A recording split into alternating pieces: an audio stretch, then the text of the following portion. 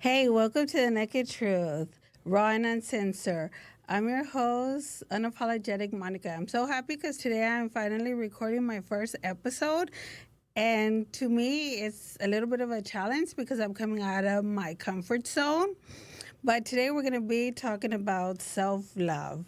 What really is self love? What is the word? When we hear it, sometimes we get scared and we don't want to really apply that word to ourself, but it is necessary because self love is putting ourselves first, for living for ourselves and not living for nobody else.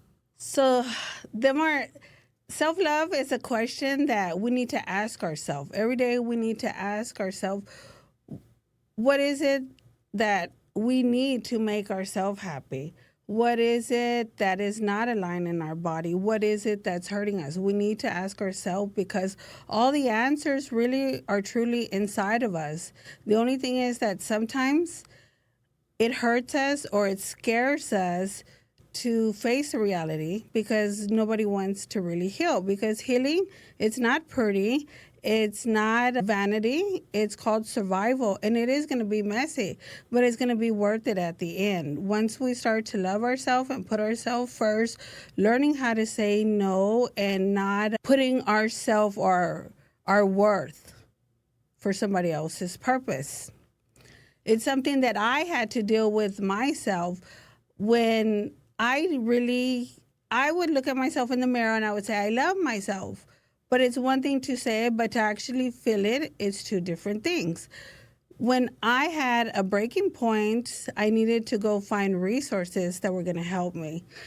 And it's okay to say, I need help because we cannot help ourselves. We can only help ourselves by facing our reality, but we can't go to family members or nothing because right away they start to judge us. They start to point us into a different direction and everything.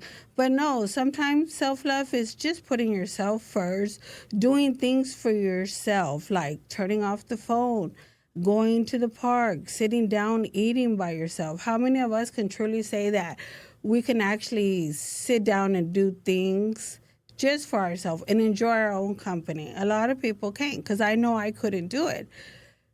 I would have different kind of crying spells, and I said, I need help. Where do I go? What is it that I need to do? But the only thing is that I started journaling. I started asking myself questions, going back and reading everything.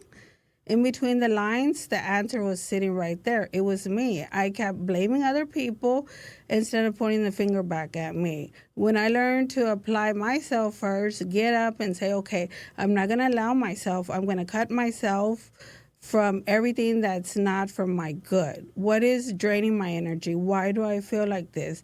Why do I feel like my body is not in tune? Why do I feel sick all the time?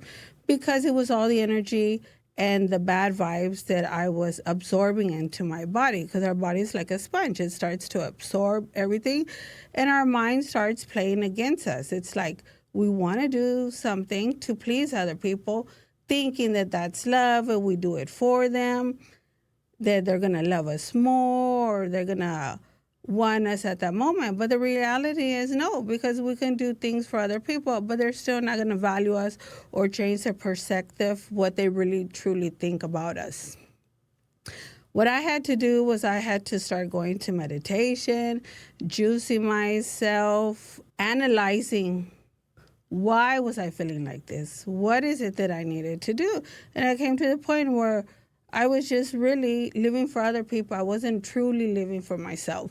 When I started to learn how to live for myself, it was a whole different ballgame.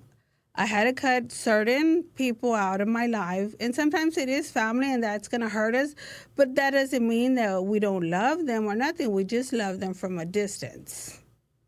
So I would ask myself, what is it that Monica needs to do? What is it that I can do to start loving myself? What did I do? I had to learn to distance myself. I had to learn to finally stand up and say, no, I'm sorry, I can't do that. No, I'm sorry, I'm not available. I quit running after people. I quit chasing people. I would I quit calling people that I was looking for them all the time, and they would never call and ask me, "How are you doing?" or "Are you going through something? Can I help you?" or nothing. It was always no, us people pleasing, and that is not love. Love, sometimes we get into this mode where we think that that's an everyday battle for survival, which it is. And healing is also part of that too, because we think that it's vanity. No, vanity goes. But to heal, we have to really take control of who we are and stop apologizing for who we are, what we are, and let our scars and our battles that we live help us on this journey, because thanks to them, scars that we carry in our body, that is what makes us regain and stand up for the power and to be a voice and defend who we truly are. If you ask yourself, what is it that I can do to start practicing self love every day? We have to remember that every day is a new beginning. Don't look back on yesterday. We need to start planning today, because that's going to be our future.